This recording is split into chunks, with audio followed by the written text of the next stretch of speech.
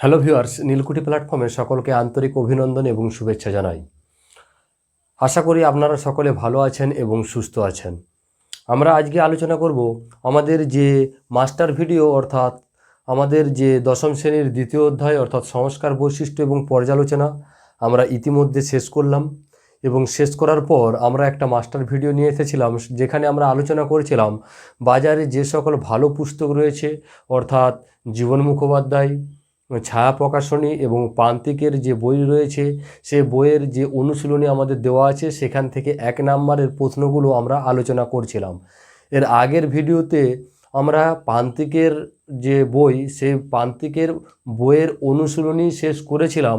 ভিডিওটি বড় হওয়ার কারণে বাকি যে দুটো ভাগ আলোচনা করবার কথা ছিল অর্থাৎ ছায়া প্রকাশনী এবং জীবন মুখোপাধ্যায়ের যে অনুশীলনী সেগুলো করার কথা ছিল, সেগুলো আমরা করে উঠতে পারিনি। আজকের ভিডিওতে আমরা প্রথমে ছায়া প্রকাশনীর যে অনুশীলনী দেওয়া রয়েছে সেগুলো আলোচনা করব 1 নম্বরে, তারপরে আমরা জীবন মুখোপাধ্যায়ের যে অনুশীলনী দেওয়া রয়েছে সেগুলো আমরা আলোচনা করব। তো এখানে যে লেখাই রয়েছে যে ছায়া প্রকাশনী, যার নাম হচ্ছে ইতিহাস ও পরিচয়, ছায়া প্রকাশনীর যে বই মাধ্যমিকের ইতিহাস তার নাম হলো ইতিহাস ও পরিচয়, পৃষ্ঠা সংখ্যা হলো 42 পৃষ্ঠার যে অনুশীলনী দেওয়া রয়েছে সেটা এখন আলোচনা করা হবে। তাহলে আসা যাক, আমাদের সকলকে অনুরোধ করব যদি এই ইতিহাস ও পরিচয় পুস্তকটি থেকে থাকে তাহলে বইটি সাথে নিয়ে বসার, কারণ প্রতিটা প্রশ্ন বোর্ডে লেখা সম্ভব হয় না। বোর্ডে লিখতে গেলে অনেক বড় সময় চলে যায় বা দীর্ঘ ভিডিও হয়ে যায়, যে কারণে ভালোভাবে বোঝার চেষ্টা করব। সব লেখা সম্ভব নয়, যেগুলো না লিখলেই নয় সেগুলোই বোর্ডে লেখা হবে। অতএব যদি বইটি থেকে থাকে তাহলে সাথে নিয়ে বসলে অনেকটাই সুবিধা হবে। আসা যাক, আমাদের যে অনুশীলনীতে বিভাগ কয়ের মধ্যে রয়েছে বহু বিকল্প ভিত্তিক প্রশ্নাবলী। প্রশ্নের মান 1, সঠিক উত্তরটি নির্বাচন করো। বহু বিকল্প ভিত্তিক প্রশ্নাবলীর সঠিক উত্তরটি নির্বাচন করো।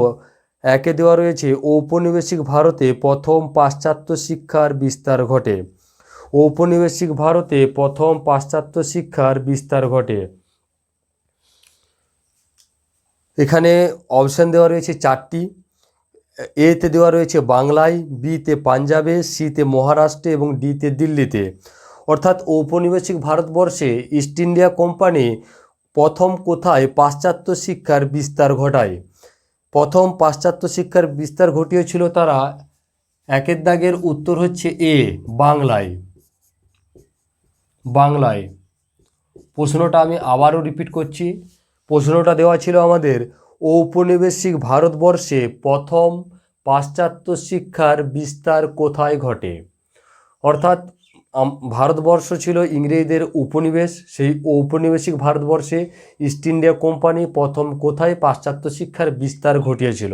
প্রথম পাশ্চাত্য শিক্ষার বিস্তার ঘটিয়েছিল তারা বাংলাতে, কারণ বাংলাকে কেন্দ্র করে ইস্ট ইন্ডিয়া কোম্পানির ব্যবসা বাণিজ্য শুরু হয়। এখানেই তারা বাংলার শেষ স্বাধীন নবাব সিরাজউদ্দৌলাকে পরাজিত করে পলাশির যুদ্ধে। তারপরে বক্সারের যুদ্ধে তারা বাংলার নবাবকে ছাড়াও দিল্লির মুঘল সম্রাট অযোধ্যার নবাবকে তারা পরাজিত করে। তারপর দেখা যায় যে বাংলাতে তারা স্থায়ীভাবে ঘাঁটি স্থাপন করে এবং এই বাংলাকে কেন্দ্র করেই তারা পাশ্চাত্য শিক্ষার সূচনা ঘটায়। আমরা দেখি যে ভারতবর্ষের প্রথম যে বিশ্ববিদ্যালয় কলকাতা বিশ্ববিদ্যালয় সেটাও বাংলাতে স্থাপিত হয় 1857 খ্রিস্টাব্দের জানুয়ারি মাসে 24শে জানুয়ারি। পরবর্তী প্রশ্ন, 2 নম্বর প্রশ্ন, নীলদর্পণ নাটকটি রচনা করেন? এতে দেওয়া রয়েছে হরিশ্চন্দ্র মুখোপাধ্যায়, বিতে দীনবন্ধু মিত্র, সিতে মধুসূদন দত্ত এবং ডিতে কালী প্রসন্ন সিংহ। প্রশ্নটা ছিল আমাদের, নীলদর্পণ নাটকটি রচনা করেন কে? এটি খুবই সহজ প্রশ্ন, এর উত্তর হবে বি। 2-এর দাগের উত্তর বি। নীলদর্পণ নাটকটির রচনা করেন দীনবন্ধু মিত্র। দীনবন্ধু মিত্র। আমরা জানি যে দীনবন্ধু মিত্র তিনি নীলদর্পণ নাটকটি রচনা করেন, যে নাটকে গুয়াতালির মিত্র পরিবারের কথা উল্লেখ করা হয়েছে। নদিয়ার যে গুয়াতালি, সেই নদিয়ার গুয়াতালির মিত্র পরিবারের কথা উল্লেখ করা হয়েছে। এছাড়াও দীনবন্ধু মিত্র যেহেতু সরকারি কর্মচারী ছিলেন সে কারণে তিনি কথাচিৎ পথিকেন ছদ্মনাম ব্যবহার করে নাটকটি রচনা করেন। এরপরে আসছে আমরা বিভাগ খ। খ বিভাগের অতি সংক্ষিপ্ত প্রশ্নাবলী, যার মান 1। এতে রয়েছে একটি বাক্যে উত্তর দাও, অর্থাৎ পূর্ণ বাক্যে উত্তর দেওয়ার কথা বলা হয়েছে। প্রথম প্রশ্ন, হুতুম প্যাঁচা কার ছদ্মনাম ছিল? খুব সহজ প্রশ্ন, হুতুম প্যাঁচা কার ছদ্মনাম ছিল? হুতুম প্যাঁচা ছদ্মনাম ব্যবহার করেছিলেন কালী প্রসন্ন সিংহ। বিভাগ ঘ। খ বিভাগের 1 প্রশ্ন, হুতুম প্যাঁচা কার ছদ্মনাম ছিল? না কালী প্রসন্ন সিংহ। কালী প্রসন্ন সিংহ।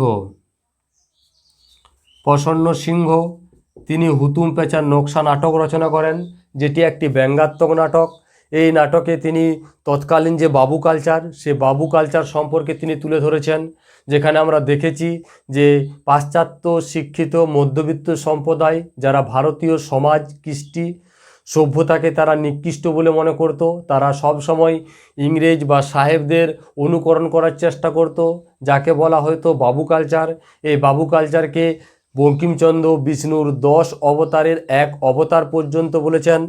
এবং এই হুতুম প্যাঁচার নকশার তাহলে কার ছদ্মনাম ছিল? কালীপ্রসন্ন সিংহের। পরবর্তী প্রশ্ন, প্রশ্ন নাম্বার 2, কে ফোর্ট উইলিয়াম কলেজ প্রতিষ্ঠা করেন? ফোর্ট উইলিয়াম কলেজ প্রতিষ্ঠা করেন কে?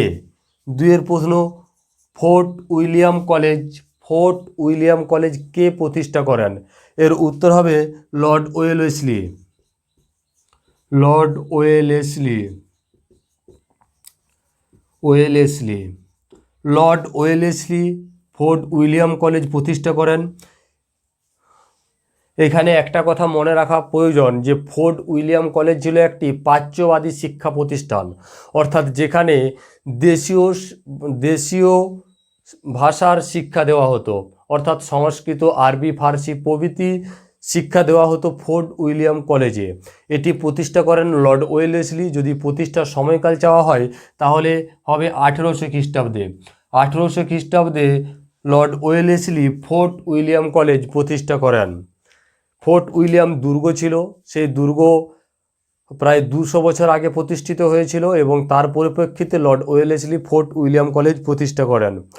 পরবর্তী প্রশ্ন 3 নম্বর প্রশ্ন, বিভাগ ঘয়ের, কলকাতা বিশ্ববিদ্যালয়ের প্রথম উপাচার্য কে ছিলেন? কলকাতা বিশ্ববিদ্যালয়ের প্রথম উপাচার্য কে ছিলেন? কলকাতা বিশ্ববিদ্যালয়ের উপাচার্য চাওয়া হয়েছে। কলকাতা বিশ্ববিদ্যালয়ের প্রথম উপাচার্য কে ছিলেন? না, প্রথম উপাচার্য ছিলেন James William Colvin. James William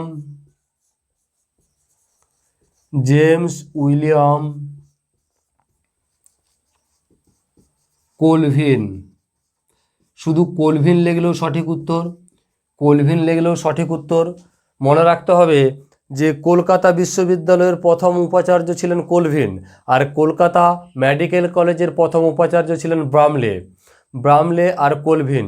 মনে রাখার সুবিধা হলো কলকাতা অর্থাৎ কলকাতা বিশ্ববিদ্যালয়ের প্রথম উপাচার্য ছিলেন কোলভিন, দুটোতেই রয়েছে কলকাতা বিশ্ববিদ্যালয়, আর ওখানে ছিল কলকাতা মেডিকেল কলেজে ছিল ব্রামলে।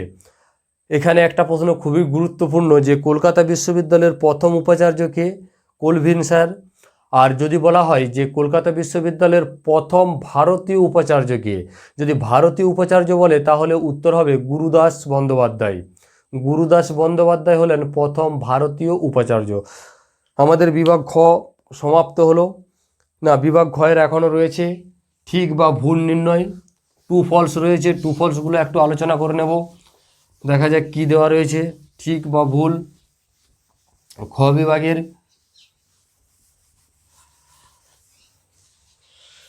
বিভাগের বিয়েতে দেওয়া রয়েছে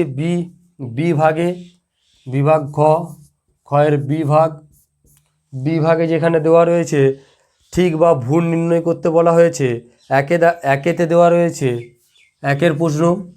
একের প্রশ্নে বলা হয়েছে গ্রামবার্তা প্রকাশিকা পত্রিকার সম্পাদক ছিলেন হরিনাথ মজুমদার বা কাঙাল হরিনাথ। অর্থাৎ গ্রামবার্তা প্রকাশিকা আমরা জানি, গ্রামবার্তা প্রকাশিকা পত্রিকা একটি গ্রামীণ পত্রিকা ছিল, যেটি কুষ্টিয়া জেলা থেকে প্রকাশিত হতো, যার মূল্য ছিল 1 পয়সা, পাতা সংখ্যা ছিল 4টি। এর সম্পাদক কে ছিলেন? হরিনাথ মজুমদার বা কাঙ্গাল হরিনাথ, হ্যাঁ হরিনাথ মজুমদার বা কাঙ্গাল হরিনাথ বা ফিকির হরিনাথ বা বাউল হরিনাথ, সে একই, তিনি অনেকগুলি খেতাব নিয়েছিলেন। অতএব এটি সঠিক, এক একটি সঠিক। দুইয়ের প্রশ্ন, কলকাতা বিশ্ববিদ্যালয়ের প্রথম ভারতীয় উপাচার্য ছিলেন স্যার আশুতোষ মুখোপাধ্যায়। খুব ইম্পর্ট্যান্ট প্রশ্ন, সঙ্গে সঙ্গে রিপিট করা হয়েছে। কলকাতা বিশ্ববিদ্যালয়ের প্রথম ভারতীয় উপাচার্য ছিলেন স্যার আশুতোষ মুখোপাধ্যায়। এটি ভুল, কারণ প্রথম ভারতীয় উপাচার্য ছিলেন গুরুদাস বন্দ্যোপাধ্যায়। গুরুদাস বন্দ্যোপাধ্যায়। আর যদি বলে প্রথম কে, তাহলে প্রথম হচ্ছে জেমস উইলিয়াম কোলভিন ছিলেন প্রথম। কিন্তু ভারতীয় বললে, অর্থাৎ ভারতীয়দের মধ্যে কে ছিলেন? জেমস উইলিয়াম কোলভিন ভারতীয় ছিলেন না, তিনি একজন ইংরেজ ছিলেন। আর ভারতীয়দের মধ্যে প্রথম ছিলেন গুরুদাস বন্দ্যোপাধ্যায়। আশুতোষ মুখোপাধ্যায় কলকাতা বিশ্ববিদ্যালয়ের উপাচার্য ছিলেন, কিন্তু প্রথম উপাচার্য ছিলেন না। তিনি দুবার উপাচার্যের পদে অধিষ্ঠিত হয়েছিলেন এবং তার সময়ে কলকাতা বিশ্ববিদ্যালয়ের নাম চারিদিকে ছড়িয়ে পড়ে। অর্থাৎ সবথেকে খ্যাতিমান উপাচার্য বা সবথেকে প্রভাবশালী যদি উপাচার্য বলা হয়, তাহলে কিন্তু আশুতোষ মুখোপাধ্যায়, বাংলার বাঘ নামে যিনি পরিচিত। এরপরে আমাদের ক স্তম্ভ এবং খ স্তম্ভ দেওয়া রয়েছে সিএতে, বিভাগ ক্ষয়ের যে সি দেওয়া রয়েছে, সেখানে আমাদের কিছু স্তম্ভ দিয়ে দিয়েছে। স্তম্ভগুলো লিখে নিলে মনে হচ্ছে সুবিধা হবে। দেখা যাক, সিএতে প্রথমে দেওয়া রয়েছে, সিএতে ক এবং খ স্তম্ভ, একদিকে ক লিখলাম, একদিকে খ। দেখা যাক কি বলা হয়েছে। কয়েতে দেওয়া রয়েছে 1, 2, 3, 4। একে রয়েছে উমেশচন্দ্র দত্ত, হরিশচন্দ্র মুখোপাধ্যায়, উমেশচন্দ্র দত্ত।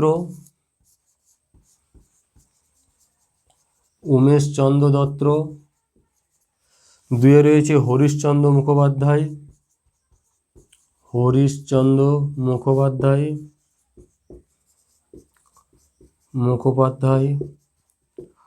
3 রয়েছে কালীপ্রসন্ন সিংহ, এবং 4 রয়েছে দীনবন্ধু মিত্র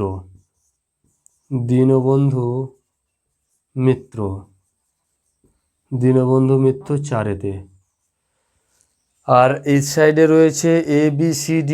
1 হুতুম প্রচার নকশা, বামাবোধিনী পত্রিকা, নীলদর্পণ, হিন্দু প্যাট্রিয়ট। এতে রয়েছে হুতুম পেচার নকশা।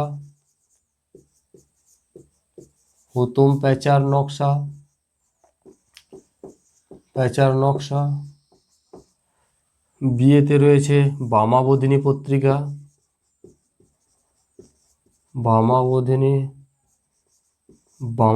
পত্রিকা। সিএতে রয়েছে নীলদর্পণ।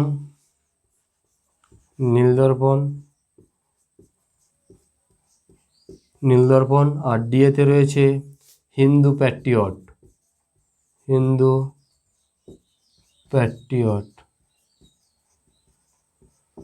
স্তম্ভটা মিলাতে হবে, খুব সহজ একটা স্তম্ভ। একে কি হতে পারে? উমেশচন্দ্র দত্ত হচ্ছে বামাবোধিনী পত্রিকা, অর্থাৎ 1-এর সাথে বি চলে যাচ্ছে। 2 রয়েছে হরিশচন্দ্র মুখোপাধ্যায় হিন্দু প্যাট্রিয়ট পত্রিকার সম্পাদক ছিলেন। হিন্দু প্যাট্রিয়ট পত্রিকার 3য় সম্পাদক ছিলেন হরিশচন্দ্র মুখোপাধ্যায়, অর্থাৎ 2-এর সাথে ডি যাচ্ছে। 3-এরটা হচ্ছে কালীপ্রসন্ন সিংহ হুতুম পেচার নকশা, 3-এর সাথে যাচ্ছে এ, কালীপ্রসন্ন সিংহ হুতুম পেচার নকশা। আর 4-এরটা হচ্ছে দীনবন্ধু মিত্র নীলদর্পণ। তাহলে আমরা আরেকবার দেখে নিই। উমেশচন্দ্র দত্ত বামাবোধিনী পত্রিকার সম্পাদক ছিলেন। বামাবোধিনী পত্রিকার প্রথম সম্পাদক ছিলেন উমেশচন্দ্র দত্ত। ঈশ্বরচন্দ্র বিদ্যাসাগরের সহযোগিতায় তিনি এই পত্রিকা শুরু করেন। হরিশচন্দ্র মুখোপাধ্যায়, 2-এরটা ডি, হিন্দু প্যাট্রিয়ট পত্রিকার সম্পাদক ছিলেন হরিশচন্দ্র মুখোপাধ্যায়। হিন্দু প্যাট্রিয়ট পত্রিকার 3য় সম্পাদক ছিলেন। এবং এই সময়ে, অর্থাৎ হরিশচন্দ্র মুখোপাধ্যায়ের সময়ে হিন্দু প্যাট্রিয়ট পত্রিকার সর্বাধিক বিস্তার লাভ ঘটে। অর্থাৎ যে সকল জাগরণে আমরা দেখি যে হিন্দু প্যাট্রিয়ট পত্রিকা ভূমিকা নেয়, সেই সময় সম্পাদক ছিলেন হরিশচন্দ্র মুখোপাধ্যায়। কালীপ্রসন্ন কালীপ্রসন্ন সিংহ হলেন, কালীপ্রসন্ন সিংহ হচ্ছে হুতুম প্যাঁচার নকশার লেখক। হুতুম ছিল তার ছদ্মনাম। এছাড়াও ছিল দীনবন্ধু মিত্র, দীনবন্ধু মিত্র ছিল নীলদর্পণ। নীলদর্পণ নীলদর্পণ নাটকের লেখক ছিলেন দীনবন্ধু মিত্র। তো এই গেল আমাদের স্তম্ভ। পরবর্তী পর্যায়ে কি রয়েছে? পরবর্তী পর্যায়ে রয়েছে শূন্যস্থান পূরণ। শূন্যস্থান পূরণ খুব সহজ সহজ দেওয়া রয়েছে। শূন্যস্থান পূরণে কি কি রয়েছে? শূন্যস্থান পূরণে রয়েছে, আমাদের পরীক্ষাতে এমনই সহজই থাকবে, কিন্তু কি হয়, আমরা বারে বারে বেশি চাপ থাকার কারণে প্রশ্নপত্রগুলো গুলিয়ে যায়, কিন্তু পরীক্ষাতে খুব বেশি জটিল প্রশ্ন থাকে না। খুব বেশি জটিল প্রশ্ন থাকে না, সহজ প্রশ্নই থাকে। একটু ভেবেচিন্তে উত্তর করলেই এগুলো করা সম্ভব। দেখা যাক শূন্যস্থান পূরণ। ডিয়ের দাগে বামাবোধিনী ছিল ড্যাশ পত্রিকা। বামাবোধিনী কী ধরনের পত্রিকা ছিল? বামাবোধিনী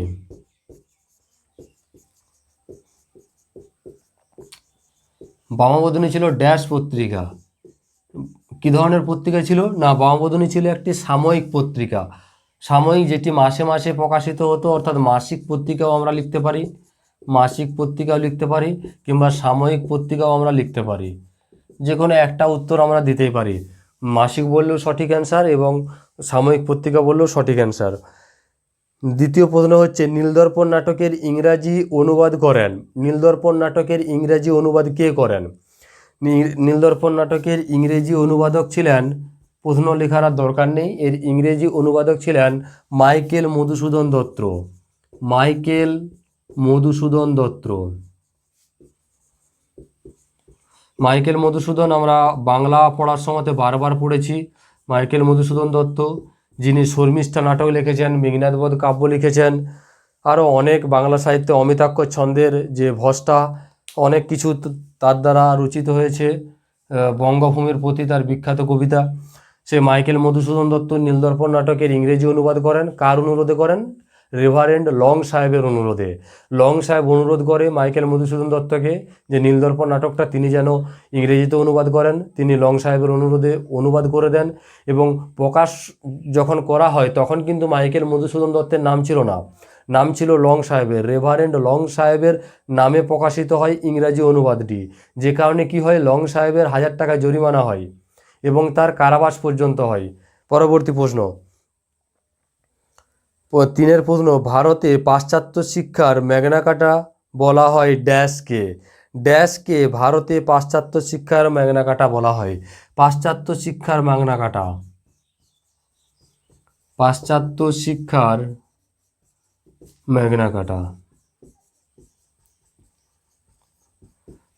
ম্যাগনা কার্টা হলো কি অধিকারপত্র। ম্যাগনা কার্টা শব্দটা হচ্ছে একটা ইংরেজি শব্দ, এর বাংলা প্রতিশব্দ হলো অধিকারপত্র, অর্থাৎ যেখানে কিছু উল্লেখ করা থাকবে সেই অধিকারপত্রকে বলা হয় ম্যাগনা কার্টা। আমাদের যখন ওই অর্থাৎ পলাশির যুদ্ধের পর, বক্সারের যুদ্ধের পর ইস্ট ইন্ডিয়া কোম্পানি যখন মোগল সম্রাট দ্বিতীয় বাহাদুর শাহর কাছ থেকে ফরমান লাভ করলো, সেই ফরমানটাকেও ম্যাগনা কার্টা বলা হয়। আর শিক্ষার ক্ষেত্রে ভারতে পাশ্চাত্য শিক্ষার ম্যাগনা কার্টা বলা হয় কোনটাকে? 1854 খ্রিস্টাব্দে চার্লস উডের ডেসপ্যাচকে। চার্লস উডের ডেসপ্যাচ, চার্লস উডের ডেসপ্যাচ কিংবা প্রতিবেদন, প্রতিবেদন আমরা বলতে পারি। উডের ডেসপ্যাচ বা প্রতিবেদনকে বলা হয় ভারতে পাশ্চাত্য শিক্ষার ম্যাগনা কার্টা। পরবর্তী প্রশ্ন হলো, ভারতীয় উপমহাদেশের প্রথম মহিলা কলেজ ড্যাশ। ভারতীয় উপমহাদেশের প্রথম মহিলা কলেজ কোনটি? খুব ইম্পর্ট্যান্ট প্রশ্ন, এবং এটা আমাদের জিকের ক্ষেত্রে, কোনো কম্পিটিটিভ এক্সামের ক্ষেত্রে, সব ক্ষেত্রেই খুবই ইম্পর্ট্যান্ট একটি প্রশ্ন, যে ভারতীয় উপমহাদেশে প্রথম মহিলা কলেজ কোনটি? ভারতীয় উপমহাদেশের 4 প্রশ্ন ছিল এটা। ভারতীয় উপমহাদেশে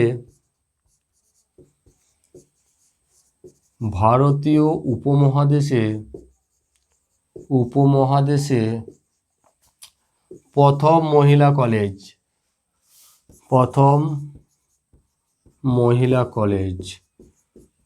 খুব ইম্পর্ট্যান্ট প্রশ্ন, পরীক্ষাতে আসার সম্ভাবনা অনেক বেশি। এর উত্তর হলো বেথুন কলেজ। বেথুন কলেজ হলো ভারতীয় উপমহাদেশের প্রথম মহিলা কলেজ। 1849 খ্রিস্টাব্দে বেথুন সাহেব ঈশ্বরচন্দ্র বিদ্যাসাগরের সহযোগিতায় যে স্কুল প্রতিষ্ঠা করেন, নেটিভ ফিমেল স্কুল, যেটা পরবর্তী সময়ে কি বেথুন স্কুল নামে পরিচিত হয়, এবং এই স্কুলের পাশে একটা কলেজ প্রতিষ্ঠিত হয়, যে কলেজ বেথুন কলেজ নামে পরিচিত। আমরা সাধারণভাবে ভারতীয় উপমহাদেশের প্রথম মহিলা স্কুল সম্পর্কে পরিচিত। ভারতীয় উপমহাদেশের প্রথম মহিলা স্কুল হলো বেথুন স্কুল, আর প্রথম মহিলা কলেজও হলো বেথুন কলেজ। এরপরে শূন্যস্থান পূরণ কমপ্লিট হলো। ইয়েতে রয়েছে নিম্নলিখিত বিবৃতিগুলির সঙ্গে সঠিক ব্যাখ্যাটি নির্বাচন করো। অর্থাৎ কিছু বিবৃতি দিয়েছে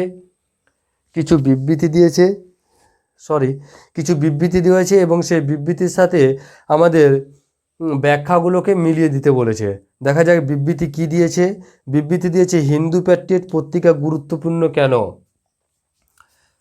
এটা হলো ইয়ের দাগের বিভাগ ঘয়েরই ইয়েতে চলেছে হিন্দু প্যাট্রিয়ট গুরুত্বপূর্ণ কেন। হিন্দু প্যাট্রিয়ট গুরুত্বপূর্ণ কেন? অনেক কারণে গুরুত্বপূর্ণ হিন্দু প্যাট্রিয়ট পত্রিকা। এখানে কি ব্যাখ্যাগুলো দিয়েছে সেখান থেকে দেখব যে সঠিক ব্যাখ্যা কোনটা। প্রথমে দিয়েছে কয়েতে ছাত্র সমাজকে ব্রিটিশ বিরোধী আন্দোলনে আকৃষ্ট করে। ছাত্র সমাজকে ব্রিটিশ বিরোধী আন্দোলনে আকৃষ্ট করে এ ধরনের কোনো কিছু আমরা পড়িনি এখনো পর্যন্ত। ক্ষয়েতে দিয়েছে কৃষকদের আন্দোলনের খবর প্রকাশিত করে। হ্যাঁ, এটা কৃষকদের আন্দোলনের খবর প্রকাশিত করে, এটা আমরা দেখেছি। সাঁওতাল বিদ্রোহ সময় কৃষকদের আন্দোলনের তাদের যে দুরবস্থার কথা সেটাকে তারা প্রকাশ করেছিল, এর জন্য কি গুরুত্বপূর্ণ। এটা হচ্ছে খ। আর গয়ে দিয়েছে সাঁওতাল বিদ্রোহ দমন এবং নীলকর সাহেবদের অত্যাচারের সমালোচনা করে। সাঁওতাল বিদ্রোহ মানে হচ্ছে 1855 খ্রিস্টাব্দে সিধু কানু চাঁদ ভৈরব যারা সাঁওতাল বিদ্রোহে অংশ নেয়, যাদের পরিপ্রেক্ষিতে সাঁওতাল ডহর প্রতিষ্ঠিত হয়, সে সাঁওতাল বিদ্রোহ দমন করার কারণে এবং নীলকর সাহেবদের অত্যাচারের সমালোচনা করে। নীলকর সাহেবেরা যে কঠোর হাতে নিষ্ঠুর দমন নীতির মাধ্যমে ভারতীয় তথা বাংলার কৃষকদের উপরে অত্যাচার করে, সেই অত্যাচারের কথা তুলে ধরার জন্য হিন্দু প্যাট্রিয়ট পত্রিকা গুরুত্বপূর্ণ। হ্যাঁ, এটাই হলো সঠিক ব্যাখ্যা।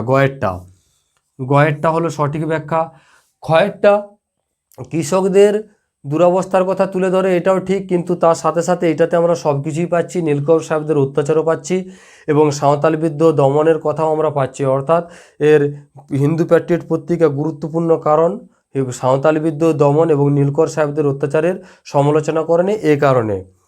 তাহলে এই বিবৃতির সঠিক উত্তর হলো গ।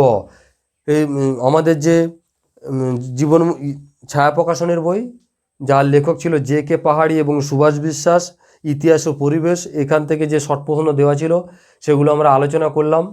এরপরে আমরা আলোচনা করব জীবন মুখোপাধ্যায়ের বই। জীবন মুখোপাধ্যায়ের বইয়ের নাম হলো স্বদেশ পরিচয় ও পরিবেশ, যার পৃষ্ঠা সংখ্যা হলো 38-39। পৃষ্ঠা সংখ্যা হলো 38-39।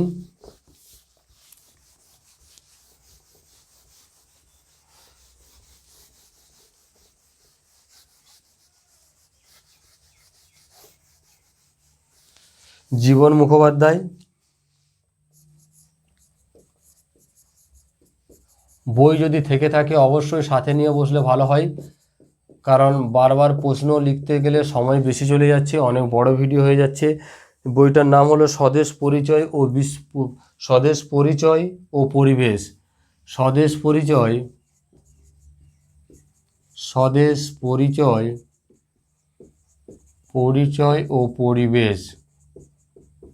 পরিবেশ এই বইটা আশা করি সকলের কাছে আছে, খুব সহজ সরল ভাষায় লেখা। এর পৃষ্ঠার সংখ্যা হলো 38-39। এখানে এই অনুশীলনী তুলে ধরা হয়েছে। প্রথমে দেওয়া রয়েছে নৈর্ব্যক্তিক প্রশ্ন, সঠিক উত্তরটি নির্বাচন করতে বলা হয়েছে। MCQ প্রশ্ন দেওয়া রয়েছে। প্রথম প্রশ্ন হচ্ছে কমিটি অফ পাবলিক ইন্টাকশনের সভাপতি কে ছিলেন। কমিটি অফ পাবলিক ইন্টাকশন যেটা কবে প্রতিষ্ঠিত হয়, 1823 খ্রিস্টাব্দে প্রতিষ্ঠিত হয়।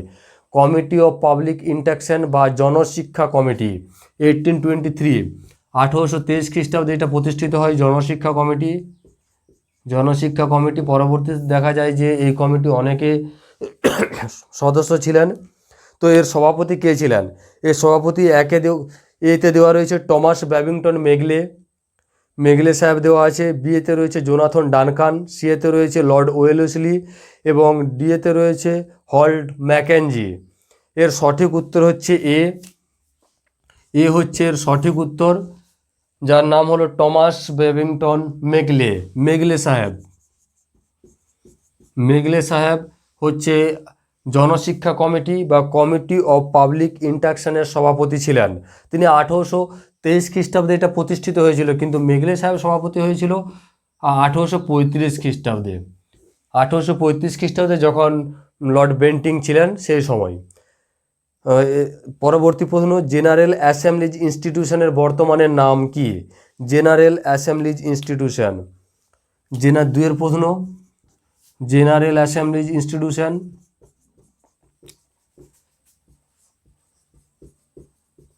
General assemblies institution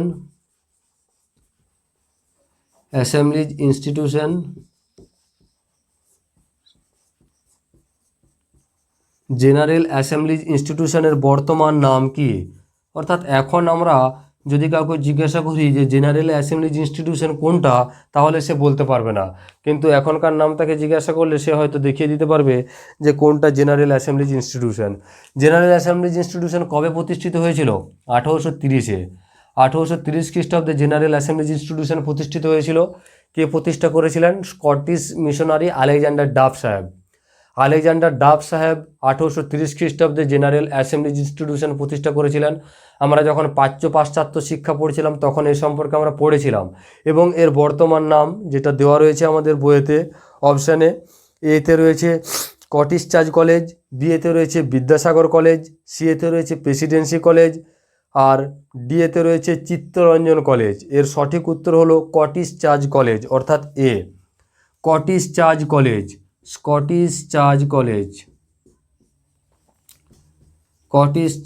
college. General assemblies ইনস্টিটিউশনের বর্তমান নাম হলো স্কটিশ চার্চ কলেজ।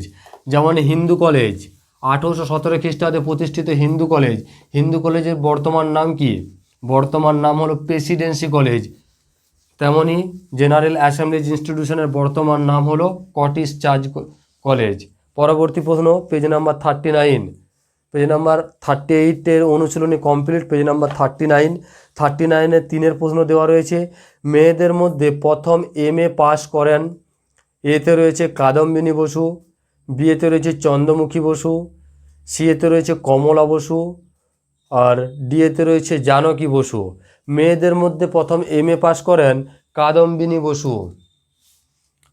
3-এর এ সঠিক অ্যান্সার, যার উত্তর হলো কাদম্বিনী বসু। তিনি মেয়েদের মধ্যে প্রথম MA পাস করেন। প্রথম MA পাস করেন কাদম্বিনী বসু। 4-এর প্রশ্ন, প্রথম বিধবা বিবাহ অনুষ্ঠিত হয় কবে? ডেটটা চাওয়া হয়েছে। প্রথম বিধবা বিবাহ অনুষ্ঠিত হয় কবে? এতে দেওয়া রয়েছে 1856 খ্রিস্টাব্দে 7ই ডিসেম্বর, 1855 খ্রিস্টাব্দে 7ই ডিসেম্বর, 1872 সালের 6ই ডিসেম্বর। 1855 তো হবে না, আরেকটা রয়েছে ডিএতে 1878 খ্রিস্টাব্দে 6ই ডিসেম্বর। 1855 হবে না, কারণ আমরা জানি বিধবা বিবাহ পুনর্বিবাহ আইন প্রচলিতই হয়েছিল 1856 খ্রিস্টাব্দে। 1856 খ্রিস্টাব্দে সেটা প্রবর্তিত হয় ঈশ্বরচন্দ্র বিদ্যাসাগরের হাত ধরে, এবং এর প্রথম বিবাহ অনুষ্ঠিত হয়। এর সঠিক উত্তর হলো এ। 4-এরটার সঠিক উত্তর হলো এ। 1856 খ্রিস্টাব্দের 7ই ডিসেম্বর। 1856 খ্রিস্টাব্দের 7ই ডিসেম্বর প্রথম বিধবা বিবাহ অনুষ্ঠিত হয়। প্রথম বিবাহ কার সাথে হয়? শীষচন্দ্র বন্দ্যোপাধ্যায়, সংস্কৃত কলেজের অধ্যাপক শীষচন্দ্র বন্দ্যোপাধ্যায়ের সাথে হয়েছিল কালীমতী দেবীর। শীষচন্দ্র বন্দ্যোপাধ্যায় এবং কালীমতী দেবীর প্রথম বিবাহ হয়। এর কারণে দেখা যায় যে শীষচন্দ্র বন্দ্যোপাধ্যায়কে তৎকালীন যারা রক্ষণশীল সমাজ তারা মাত দেওয়ার জন্য এগিয়ে এসেছিল লাঠি টাঠি নিয়ে, তাকে আটক পর্যন্ত করেছিল। সে প্রথমে বারণই করে দিয়েছিল, কিন্তু ঈশ্বরচন্দ্র বিদ্যাসাগর তিনি নাছোড়বান্দা ছিলেন, তিনি কোনোভাবেই পিছিয়ে যাননি, তিনি সেই বিবাহ সম্পন্ন করেছিলেন। পরবর্তী সময়ে নিজের ছেলে ঈশানচন্দ্রের সাথেও তিনি এক বিধবা মহিলার বিবাহ দিয়েছিলেন। পরবর্তী প্রশ্ন, 5 প্রশ্ন, আত্মীয় সভার প্রতিষ্ঠাতা। আত্মীয় সভা কে প্রতিষ্ঠা করে? খুব সহজ প্রশ্ন। এখানে অপশন দেওয়া রয়েছে। এতে রয়েছে রামমোহন রায়, বিতে রয়েছে বিদ্যাসাগর, সিএতে রয়েছে কেশবচন্দ্র সেন এবং ডিএতে রয়েছে শিবনাথ শাস্ত্রী। আত্মীয় সভার প্রতিষ্ঠাতা 5টা আত্মীয় সভার প্রতিষ্ঠাতা কে? এর উত্তর হচ্ছে এতে দেওয়া আছে রাজা রামমোহন রায়। রামমোহন রায়। আত্মীয় সভা কবে প্রতিষ্ঠিত হয়? 1815 খ্রিস্টাব্দে। 1815 খ্রিস্টাব্দে আত্মীয় সভা প্রতিষ্ঠিত হয় এবং এর যে সভা সেটা প্রতি দেখা যায় যে শনিবারে বসত আত্মীয় সভার অধিবেশনগুলো। 1819 খ্রিস্টাব্দে আত্মীয় সভার অধিবেশন বন্ধ হয়ে যায় আর্থিক কারণে। এখানে একেশ্বরবাদী, তারপরে মূর্তি পূজা বিরোধী এই সকল কাজকর্ম পরিচালনা করার জন্য রাজা রামমোহন রায় 1815 খ্রিস্টাব্দে আত্মীয় সভা প্রতিষ্ঠা করে। পরবর্তী প্রশ্ন হলো 6 প্রশ্ন, তত্ত্ববোধিনী সভার প্রতিষ্ঠাতা।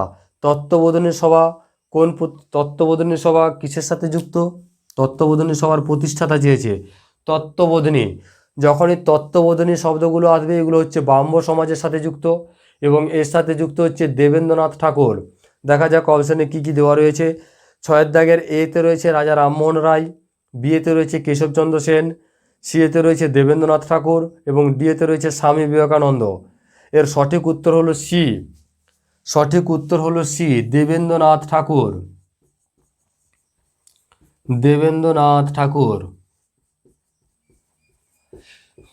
দেবেন্দ্রনাথ ঠাকুর তত্ত্ববোধিনী সভা প্রতিষ্ঠা করেন এবং তিনি একটি পত্রিকাও প্রতিষ্ঠা করেন এই তত্ত্ববোধিনী সভার কাজকর্ম পরিচালনা করার জন্য, যার নাম হলো তত্ত্ববোধিনী পত্রিকা এবং এর সম্পাদক ছিলেন অক্ষয় কুমার দত্ত।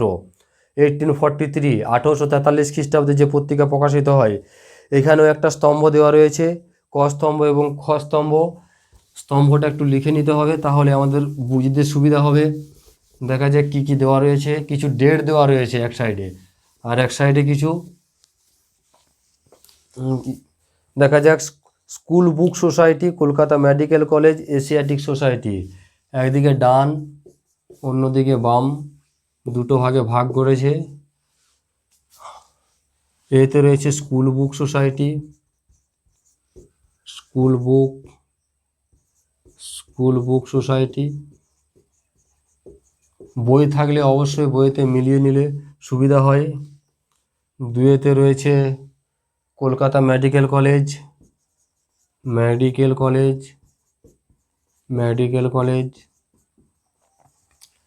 3তে রয়েছে এশিয়াটিক সোসাইটি।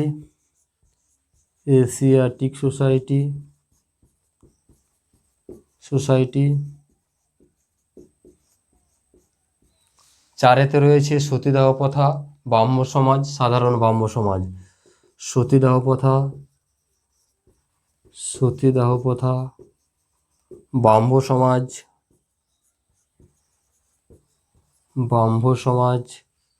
সাধারণ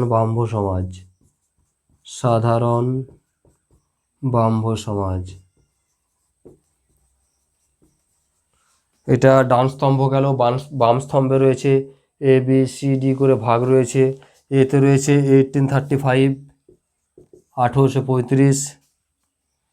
1835 দেওয়া রয়েছে।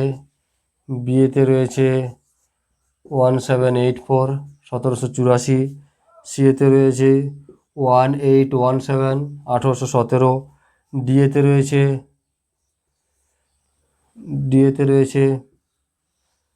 1828, 1828। ইতে রয়েছে 1878, 1878 এবং এফে রয়েছে 1829, 1829। উত্তরগুলো করে নেব, তাহলে আরও সুবিধা হবে। উত্তর খুব সহজ। স্কুল বুক সোসাইটি কবে প্রতিষ্ঠিত হয়? একেরটার উত্তর হলো গিয়ে স্কুল বুক সোসাইটি। সি মানে এখানে 1817। 1817। স্কুল বুক সোসাইটি হচ্ছে 1817, আর কলকাতা স্কুল বুক সোসাইটি বললে 1818। যেটা ছোট অর্থাৎ স্কুল শব্দ দুটো হচ্ছে দুটো শব্দে, সেখানে 1817, আর যখন তার সাথে কলকাতা যুক্ত হয়ে যাবে কলকাতা স্কুল বুক সোসাইটি, সেটা হয়ে যাবে 1818। Medical college, Kolkata medical college কবে প্রতিষ্ঠিত হয়? 1835। দুয়েরটার উত্তর যাচ্ছে এ, সরি এখানে তো কমিক সংখ্যাগুলো দিতে হবে। একেরটা চলে গেল কোথায়? স্কুল বুক সোসাইটি 1817, একেরটা সি। দুয়েরটা মেডিকেল কলেজ, দুয়েরটা হচ্ছে এ। তিনেরটা এশিয়াটিক সোসাইটি, এশিয়াটিক সোসাইটি কবে প্রতিষ্ঠিত হয়? 1784 খ্রিস্টাব্দে, অর্থাৎ তিনেরটা হচ্ছে বি, তিনেরটা বি, তিনেরটা বি, দুয়েরটা এ, একেরটা সি। চারেরটা সতীদাহ প্রথা 1829 রয়েছে, এফে রয়েছে 1829 খ্রিস্টাব্দের 4 ডিসেম্বর। পাঁচেরটা ব্রাহ্ম সমাজ, ব্রাহ্ম সমাজ কবে প্রতিষ্ঠিত হয়? ব্রাহ্ম সমাজ হচ্ছে 1829। ব্রাহ্ম সমাজ, ব্রাহ্ম সমাজ 1830, 1830, সরি ব্রাহ্ম সমাজ না, ব্রাহ্ম সভা দেওয়া আছে, ব্রাহ্ম সভা দেওয়া আছে, ব্রাহ্ম সভা, ব্রাহ্ম সভা হলে 1828। পাঁচেরটা, পাঁচেরটা ডি 1828, এবং ছয়েরটা সাধারণ ব্রাহ্ম সমাজ, সাধারণ ব্রাহ্ম সমাজ হচ্ছে 1878 ই। তাহলে একেরটা সি,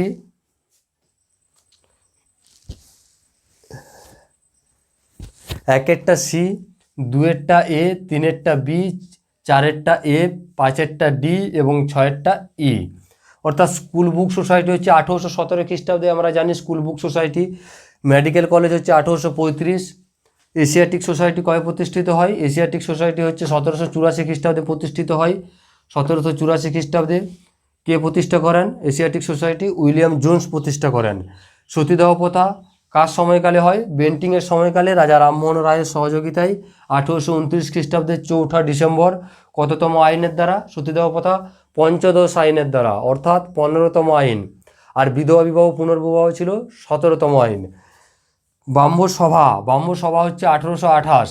যদি ব্রাহ্ম সভা বলে তাহলে 1828, আর ব্রাহ্ম সমাজ বললে 1830। সাধারণ ব্রাহ্ম সমাজ, সাধারণ ব্রাহ্ম সমাজ হচ্ছে 1878। তো এই গেল আমাদের ছক, আর বেশি নেই, এক্সারসাইজ খুবই কম রয়েছে, বেশি সময় লাগবে না, আর অল্প ধৈর্য ধরলে এটা কমপ্লিট হয়ে যাবে।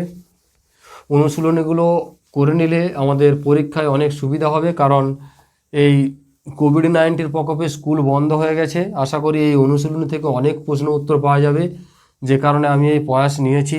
ভালো লাগলে অবশ্যই কমেন্ট করবেন, লাইক করবেন, আর বন্ধুদের কাছে শেয়ার করবেন। দেখা যাক পরবর্তী ক্ষেত্রে কী দেওয়া রয়েছে। শূন্যস্থান পূরণ দেওয়া রয়েছে। শূন্যস্থান পূরণে একে দেওয়া রয়েছে, ইংরেজি শাসনের সূচনা পর্বে পাঠশালা, টোল, মক্তব ও মাদ্রাসার শিক্ষা সাধারণত কিরূপ শিক্ষা ছিল?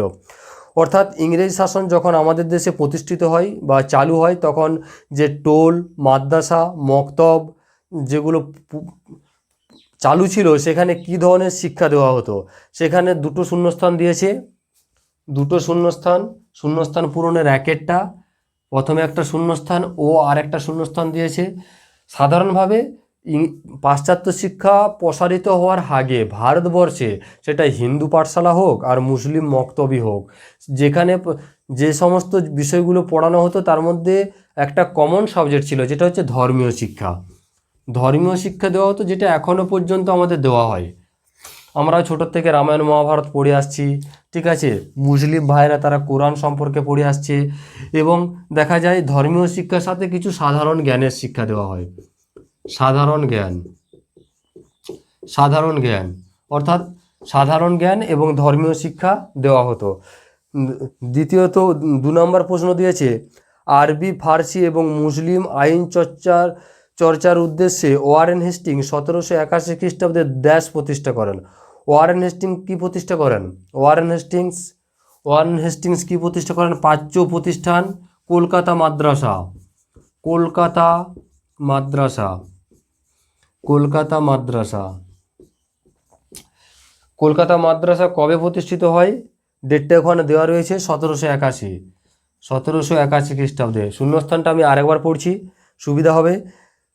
আরবি, ফার্সি এবং মুসলিম আইন চর্চার উদ্দেশ্যে, অর্থাৎ আরবি শেখা যাবে, ফার্সি শেখা যাবে এবং মুসলিমদের যে আইন চর্চা অর্থাৎ কোরআন হাদিস এই সম্পর্কিত উদ্দেশ্যে ওয়ারেন হেস্টিং 1781 খ্রিস্টাব্দে ড্যাশ প্রতিষ্ঠা করে। ওয়ারেন হেস্টিং 1781 খ্রিস্টাব্দে কী প্রতিষ্ঠা করে? যার উত্তর হবে কলকাতা মাদ্রাসা প্রতিষ্ঠা করে। অর্থাৎ কলকাতা মাদ্রাসা যদি উদ্দেশ্য চাওয়া হয় তাহলে উদ্দেশ্য হবে আরবি, ফার্সি এবং মুসলিম আইন চর্চার উদ্দেশ্যে প্রতিষ্ঠিত হয়। তিনেরটা হচ্ছে ক্যালকাটা ফিমেল স্কুল প্রতিষ্ঠিত হয় ড্যাশ খ্রিস্টাব্দে। কলকাতাস ফিমেল স্কুল, আমরা আগেই পড়লাম কলকাতাস ফিমেল স্কুল কবে প্রতিষ্ঠিত হয়? ক্যালকাটা ফিমেল স্কুল বা নেটিভ ফিমেল স্কুল বা বেথুন স্কুল কবে প্রতিষ্ঠিত হয়? 1749, 1749 খ্রিস্টাব্দে প্রতিষ্ঠিত হয়। তিনেরটার সঠিক উত্তর, সরি ভুল বললাম, 1849, 1849 খ্রিস্টাব্দে প্রতিষ্ঠিত হয়। 1849 খ্রিস্টাব্দে ঈশ্বরচন্দ্র বিদ্যাসাগরের সহযোগিতায় প্রতিষ্ঠিত হয়। এরপরে ক্ষয়ের দাগের অতি সংক্ষিপ্ত উত্তরভিত্তিক প্রশ্ন। ক্ষয়ের দাগে যা ছিল সেগুলো আমাদের কমপ্লিট হয়ে গেল। ক্ষয়ের দাগে কী কী রয়েছে একটু দেখে নিই। ক্ষয়ের দাগে আমাদের রয়েছে, ক্ষয়ের দাগে রয়েছে সহমরণ প্রথা কী? সহমরণ প্রথা কী? সহস এবং মরণ, অর্থাৎ মরণকে যে সহযোগে নিয়ে হয়, অর্থাৎ একসাথে মরণকে বলা হয় সহমরণ প্রথা। এর উত্তর হচ্ছে যে হিন্দু ধর্মের নিয়ম অনুযায়ী বা হিন্দু ধর্মের কুসংস্কার ছিল যে স্বামী মারা যাওয়ার পর স্ত্রীকে তার জ্বলন্ত চিতায় একসাথে মৃত্যুবরণ করতে হতো, অর্থাৎ স্বামীর সাথে একই চিতায় মৃত্যুবরণ করাকে বলা হতো সহমরণ প্রথা, যেটা বন্ধ হয় 1829 খ্রিস্টাব্দে রাজা রামমোহন রায়ের চেষ্টায় পঞ্চদশ রেগুলেশন আইনের দ্বারা। দুয়ের প্রশ্ন হচ্ছে নব্যবঙ্গ গোষ্ঠী কাদের বলা হয়? নব্যবঙ্গ, যার ইংরেজি শব্দ হচ্ছে ইয়ং বেঙ্গল। ইয়ং বেঙ্গল কাদের বলা হয়? না, হেনরি লুই ভিভিয়ান ডিরোজিও এবং তার অনুগামী ছাত্রদেরকে বলা হয় নব্যবঙ্গ গোষ্ঠী, যারা হিন্দুদের কুসংস্কারে আঘাত করে এবং তারা যুক্তিবাদী আত্মবিশ্বাসী ছিল। এদের মধ্যে কে কে ছিলেন? রামতনু লাহারি ছিলেন, দক্ষিণারঞ্জন মুখোপাধ্যায় ছিলেন, আরও অনেকে ছিল। তিনেরটা প্রশ্ন হচ্ছে কত সালে আত্মীয় সভা প্রতিষ্ঠিত হয়? একটু আগে করে এলাম, 1815 খ্রিস্টাব্দে রাজা রামমোহন রায় আত্মীয় সভা প্রতিষ্ঠা করেন। চারের প্রশ্ন ব্রাহ্ম সমাজের অনুষ্ঠান পদ্ধতি গ্রন্থের লেখক কে? খুব ভালো একটা প্রশ্ন। ব্রাহ্ম ধর্মের অনুষ্ঠান পদ্ধতি, ব্রাহ্ম ধর্মের অনুষ্ঠান পদ্ধতি গ্রন্থের লেখক হচ্ছে দেবেন্দ্রনাথ ঠাকুর। দেবেন্দ্রনাথ ঠাকুর, দেবেন্দ্রনাথ ঠাকুর, দেবেন্দ্রনাথ ঠাকুর ব্রাহ্ম ধর্মের অনুষ্ঠান পদ্ধতি বলে একখানা গ্রন্থ রচনা করেন এবং এখানে তিনি জন্ম, মৃত্যু, বিবাহ সম্পর্কিত অনেক অনুষ্ঠান তিনি এখানে লিপিবদ্ধ করেন এবং তিনি নিয়ম করেন যে ব্রাহ্ম ধর্মে যুক্ত হতে গেলে এই সকল নিয়মগুলো নাকি মানতে হবে। পরের প্রশ্ন, পাঁচের প্রশ্ন সাধারণ ব্রাহ্ম সমাজ কবে প্রতিষ্ঠিত হয়? সাধারণ ব্রাহ্ম সমাজ, সাধারণ ব্রাহ্ম সমাজ কবে প্রতিষ্ঠিত হয়? সাধারণ ব্রাহ্ম সমাজ প্রতিষ্ঠিত হয়েছিল, সাধারণ ব্রাহ্ম সমাজ 1878 খ্রিস্টাব্দে, 1878, 1878 খ্রিস্টাব্দে দেখা যায় কি না কেশবচন্দ্র সেনের অনুগামীদের সাথে তার যে পরবর্তী যে সকল অনুগামীরা ছিল তাদের মধ্যে একটা বিরোধ দেখা দেয় এবং তারা কি করে, তারা বেরিয়ে এসে একটা নতুন ব্রাহ্ম সমাজ গড়ে তোলে। ব্রাহ্ম সমাজ এবং তার বিবর্তনে এই সম্পর্কে আমরা বিস্তারিত আলোচনা করেছিলাম। পরবর্তী প্রশ্ন হচ্ছে সাতের প্রশ্ন রামকৃষ্ণ মিশন কবে প্রতিষ্ঠিত হয়? রামকৃষ্ণ মিশন, রামকৃষ্ণ মিশন প্রতিষ্ঠিত হয় 1897 খ্রিস্টাব্দে। 1897 খ্রিস্টাব্দের 1 মে, যেদিন আমরা মে দিবস পালন করি, 1897 খ্রিস্টাব্দে 1 মে স্বামী বিবেকানন্দ রামকৃষ্ণ মিশন প্রতিষ্ঠা করে। তো এক নম্বরের প্রশ্ন যা ছিল দুটো বই থেকে আমরা শেষ করে ফেলেছি। ভিডিওটি একটু বড় হয়েছে কিন্তু আশা রাখি ভিডিওটি ভালো লেগে থাকবে।